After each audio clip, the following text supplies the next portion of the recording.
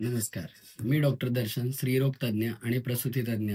आज आपण बोलणार आहोत, मासिक पाळीमध्ये खूप कमी जातंय, पार्ट 3. याचा पार्ट 3 आता घरगुती उपायामध्ये मी तुम्हाला 2 तर मेडिसिनल हे सांगितले, बनवायची औषधं सांगितली. आज मी तुम्हाला सांगणार आहे एक्सरसाइज. सूर्यनमस्कार, दोरी उड्या आणि स्क्वॅटिंग या 3 एक्सरसाइज लगातार 5 दिवस केल्या, की त्याच्या 5 दिवस 3 वेळा करायच्या आहेत. सकाळी, दुपारी आणि संध्याकाळी. 8 सूर्यनमस्कार सकाळी, 8 सूर्यनमस्कार दुपारी, 8 सूर्यनमस्कार संध्याकाळी. दोरी उड्या मारायच्यात 25, 25, 25, 75 एक-एक दिवशी 75 अशा 5 दिवस आणि त्यानंतर तुम्हाला स्क्वॅटिंग उठा-बशा करायच्यात.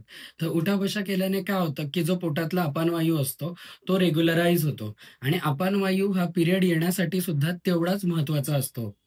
सूर्यनमस्काराने काय होतं, की तुमच्या वाताला अनुलोम गती प्राप्त होते आणि दोरी उडीने काय होतं, की तुमचं वेट थोडंसं कमी व्हायला लागतं. बॉडीमध्ये फॅट मेटाबॉलिझम कंट्रोलमध्ये येतं आणि परत वाताचा अनुलोमन होतं आणि पिरियड येण्यासाठी तुम्हाला वातानुलोमन होणं खूप गरजेचं आहे आणि या एक्सरसाइज केल्यानंतर सुद्धा तुमची पिरियड येऊ शकते आणि यासाठी तुम्हाला कोणतंच औषध सुद्धा घ्यायचं नाही. फक्त घरगुती एक्सरसाइज करायचे आहेत, तुम्हाला हे व्यायाम करायचे आहेत. YouTubeवर तुम्ही बघू शकता. सूर्यनमस्कार कसे करायचे आहेत, दोरी उड्या कशा मारायच्या आहेत आणि स्क्वॅटिंग म्हणजेच उठा-बशा.